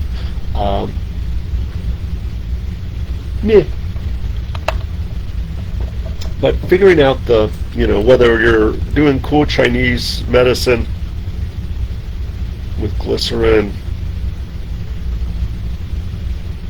Yeah, perfect. Oh my, that's funny. I don't think I was like, I don't see dogs making lists, but there's some hyper-focused kind of dogs. Some of like your hunting dogs, some of the Border collies, I think of them as like they're organizing the sheep in the herd. I could see certain breeds of dog doing really well with blue vervain, but yeah, that hyper organized, that's the textbook blue vervain. So good job, Pickles. All right, that's enough about that case of Yoko's. Great, I've lost my glasses. There we go. All right, we got a few minutes left, I think. Oh yeah, we got 4 minutes left. Cool. And I know Laura wrote something on here. So forms of medicine. I think that's really, there's, I kind of hinted at that earlier about the, oh, thanks, Rachel. And yeah, it is very cooling and reducing from that energetic standpoint. So I could see it being good for like liver fire kind of thing and aggression. Yeah, I don't usually go there, but yet. The idea of the form that we take our medicine, which one is best, and I make snide comments, not intentionally, but I do it because I'm occasionally an ass. But the best form of medicine is the one you'll take. I'm not a big chemical constituents person when it comes to the plants, and so I do a little bit when we're talking about things like golden seal and Oregon grapefruit, and we talk about berberine and its antimicrobial effects. So it's like, I totally going to go there. If we're talking about comfrey and the pilocytic alkaloids, the PAs, I'm like, yeah, I'll totally go there for, this is high in oxalates and you tend towards kidney stones. So I think chemical constituents are important to a point. And I think, we talk about mushrooms, we talk about dual extraction, alcohol and water, and I think there might be some value to that. I do think there's value to that. And so, in the same way, plant part, sometimes it matters, sometimes it doesn't. When it was harvested, sometimes it matters, sometimes it doesn't.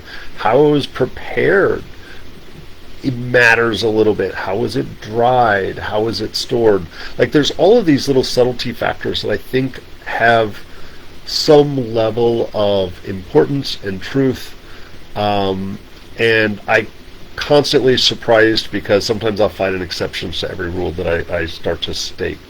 And so for thousands of years, the primary form that medicine was taken, and continues to be the primary form, I think, that medicine's taken, especially within indigenous cultures, is make a decoction or a tea. And it's not, I might get to that one, Rachel. Comfrey, I can spell really sad. We'll come back to that. And so I am a huge fan of tea and decoction. My formulas are all bags of herbs that I put in a French press, or I just leave in a pan of hot water. I tend to do long infusions, like longer than an hour, rather than decoctions, mainly because I'm ADD and I'll get distracted and I'll burn the crap out of throwing some. That's all right, Rachel. I've thrown out a few good pans because I get distracted. I just burn the shit out of it. It's like, I can't clean this. I'll just throw it away. So I like the long infusion for that reason. That works even for roots and barks. If you grind it fairly fine, then you can get a better extraction, so getting that surface area. The more you grind it, though, the more it oxidizes, the longer the shelf life. So there's like, give and take. One of less common, but still in my list of faves, I love just eating the herb. Like, let me take that herb and eat it. And whether it be fresh or dried, you can also herbal dips. So, like, we have a tooth powder at the clinic for tooth infection. It's like, it's not going to cure, like, you got an abscessed tooth, you need to go to the dentist, but sometimes you can't go on it's Friday night, your tooth all of a sudden explodes. You're like, I don't have $1 million to go to an emergency dentist, so you're like, I need a delay. And so the tooth powder, you just dip it.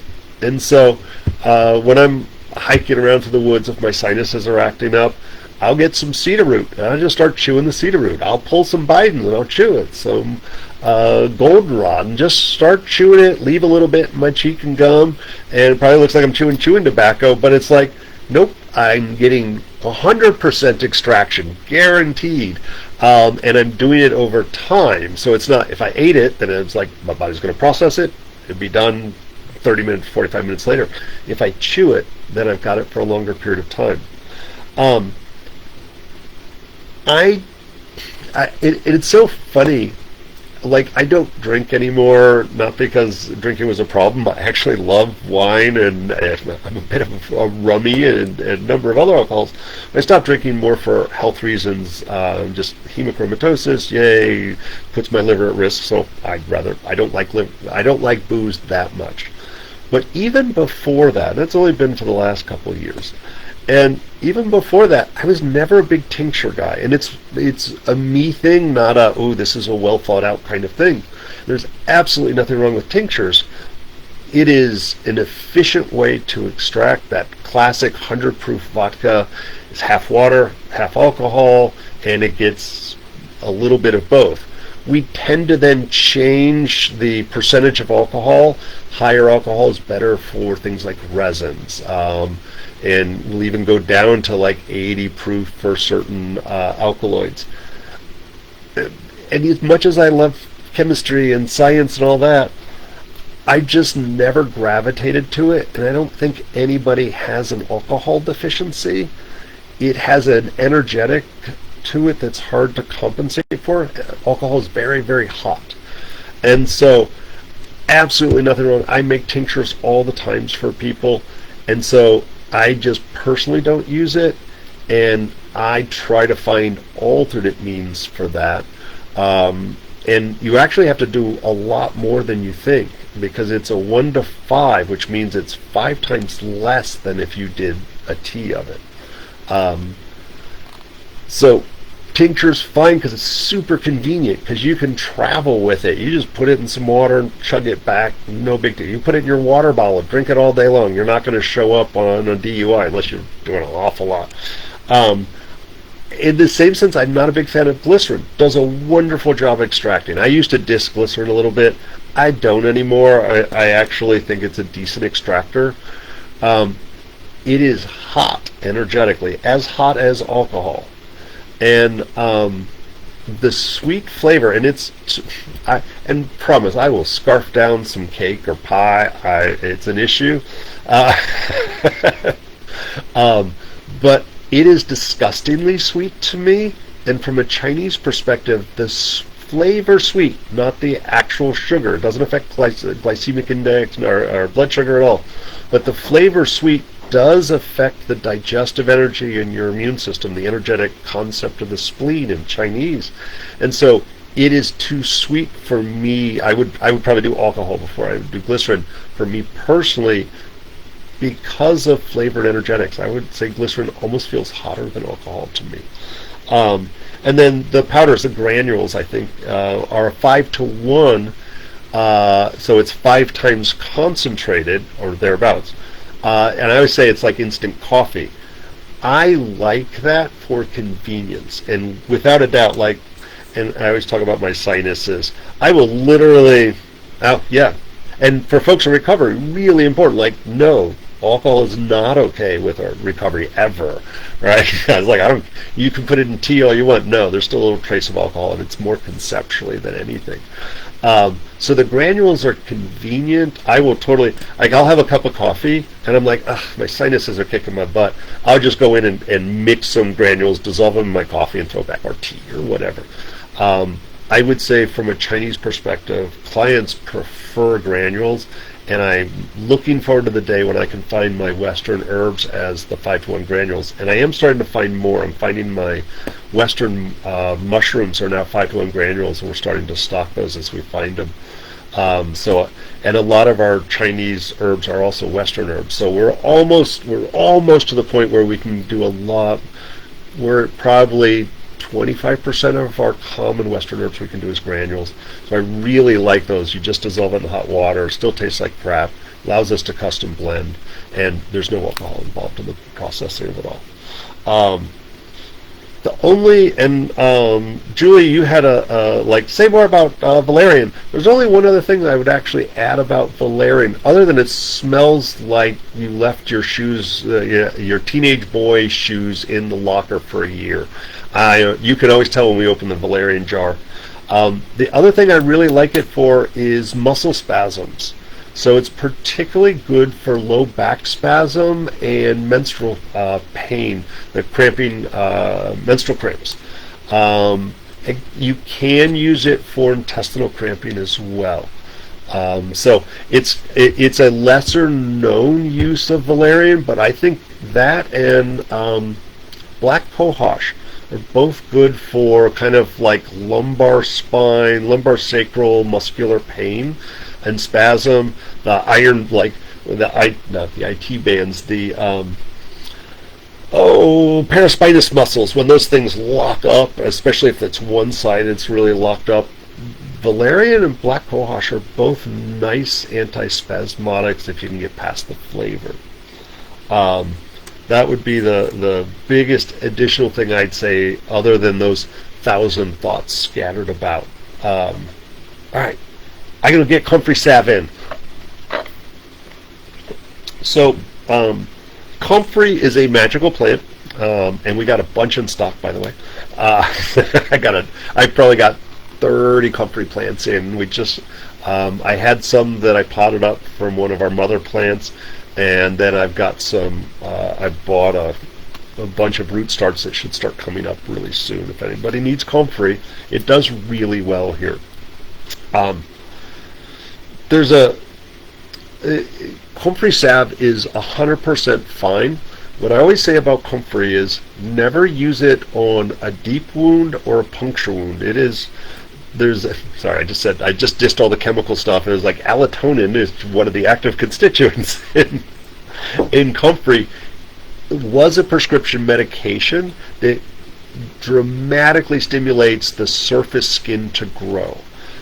So the risk with comfrey for punctures and deep wounds is it grows the surface skin over the top, trapping the bacteria in there, and you end up with serious infection and blood poisoning and stuff. So generically, I'd say comfrey on closed wounds only. As a salve, and I'm going to just say salves on wounds, i.e. the skin is broken, you need to be very careful. The second you put your finger in the oil and beeswax, it now is breeding bacteria. Same thing as like makeup. Don't share makeup. You're putting eye stuff or face stuff. Don't share that.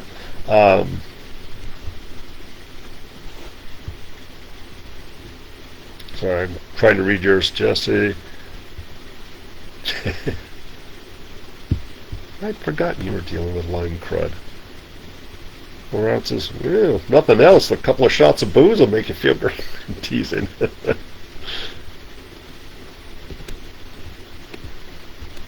I'm going to say more, Rachel. Don't go away. I wanted to read what Jesse was saying here, because I was like, oh, there's a long email.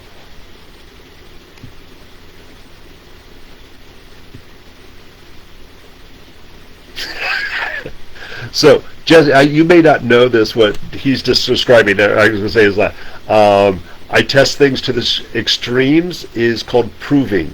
And so that's a cool herbal term. Is like I proofed that to see when you passed out, when you poop yourself, things like that. It's called a proving. So, yeah, I would say try tea. It'll actually probably do as well, and then you're also not drunk as a skunk at the end of it. So with salves, I would say for bruises, contusions, where the skin is closed, comfrey salve kicks butt. It's probably one of the best things out there, and make it strong as you can. But I don't recommend salves at all on any kind of damaged skin. And so cuts, I would even be cautious with an abrasion. And opinions vary on that, but I've seen enough where that wetness in there, and in the initial, I'm going to say 48 hours of a wound, putting the salve on there is risking infection. Not guaranteed it's going to happen. It is like you're going to be fine probably 80% of the time.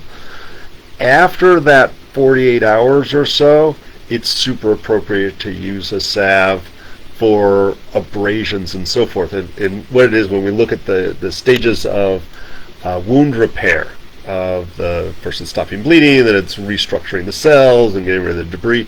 And so once it starts to create that crust on there, it's safer to use it. And there's some benefit, like what is it the MDs use, the Aquaphor or whatever the heck it is. It's keeping it moist that seems to help. But in that initial stage, it can really create some infection. I would like, salve is so convenient to carry it with you, except it melts in the car in the summertime, melts in your pocket. Downside. In Florida, I always make my salves with more beeswax than is the standard treatment. So I always do like almost a 3 or 4 to 1 beeswax to oil, because I wanted to stay a little bit more solid here. I'll get over scraping it out with my fingernails sometimes. The comfrey as a whole is one of the best topical medicines, I think, for injuries. But my tendency is, I think if I was in my own perfect little bubble of the world, I wouldn't even have dried herbs. I would just go out to the yard and mash up some comfrey and slap it on it. And I do this on a regular basis. Somebody's like, oh my God, I hurt my ankle yesterday. I was like, give me a minute and I'll go mash it up. It's really funny if you've not played with comfrey itself. I made the mistake. I was like, here, just mash this up and slap it on there. And they just like folded it and carefully put it on there. Comfrey is really irritating and itchy. It has little hairs all over it. So you really have to mash until it's like dripping wet, slimy, and then put it on, and it feels great, cooling, moistening, invigorates the blood. It literally overnight, it's dramatic how fast it will go. But if you just take a leaf and wrap it around, it just pisses you off. I'll give you the close, I will say a similar property that is also safer to use internally, because comfrey, short term, with a healthy liver, not pregnant, over the age of 10, I would probably say you can do short term comfrey internally. No big deal. I would say it's foolhardy to do it while it's pregnant and dangerous, venal-occlusive disease. Pretty good reporting on that. There's a long history of people using it internally as a carminative for their digestion. I don't recommend that. I'll go with the science on this one. But if I know somebody's health status, informed consent, we mentioned that earlier, I will give people comfrey internally for 2 weeks. Not really going to sweat it. I'll sit there. I've eaten comfrey enough times where I'm just like, ha ha ha. So when I'm arguing with somebody about comfrey, I was like, I know I'm not going to fall over dead from it, but there is a cumulative accumulation of the PAs in there. But sweet gum, safe internally. Like, it's a wonderful spice. It's super yummy, the young buds and leaves. But from a Florida environment of native plants and accessibility, like comfrey obviously grows in the wild, but it's hard to find it in the wild. I actually have never found it growing wild. But sweet gum, I find those all over the place. And so from a traumatology standpoint, bone repair, skin healing, sprain strains, you would probably make a magical combination if you did half comfrey, half sweet gum. It's really, I find it all the time. I've used them both frequently, but for emergency medicine, I know I can find some sweet gum in the woods. And try the young tender leaves, super yummy. The seeds can also, when you get the green spiky balls that come off of there, Chinese herb, by the way, lulu tong. So the seeds are still in there. They're if you get the seeds out and mash them up, they're almost pine nut-like, but I would actually say a greater depth and variation of flavor above and beyond pine nuts. And so it's a treat. The brown ones that have fallen on the ground usually don't have any seeds on there. They've either fallen out or the squirrels ate them. But pull the just starting to turn brown green ones off the tree and then smack them open and pull the seeds out of there. Super yummy. All right. I think it is, yes, it's that time. So The holiday craziness is coming up, so watch for. We may have moved one of the other Friday evenings. Normally, it's the last Friday of every month. I moved it for Halloween. Sorry for all of you who may have missed it. And come January, we'll be switching over to YouTube, so make sure you're following the Tradition School of Herbal Studies on YouTube. If you missed all of this or want to hear it again, this one and all the old ones are also on the school's YouTube page. I hope I see it. There's so much crap going on at the school coming up this month. It's like, oh my God.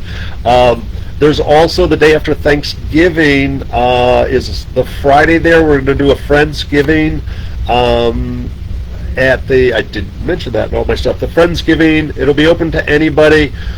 Bring something to share, bring your relatives, just show up and eat leftovers with the rest of us. I've got the Urban Gypsies will be playing that night. Hopefully the weather will be good for a fire. Even if it's raining, I'll move the tables around inside. We'll eat inside the classroom. But my, good for scarring. I missed that.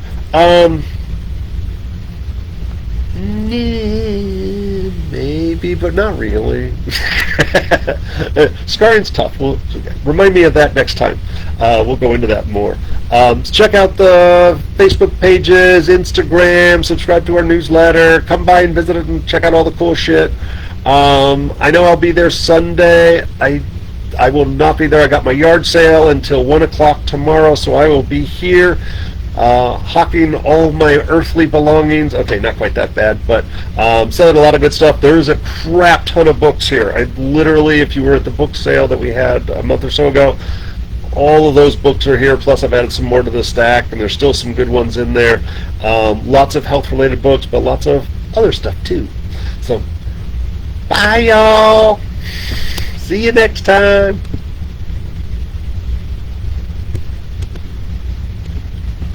There's the button. Bye.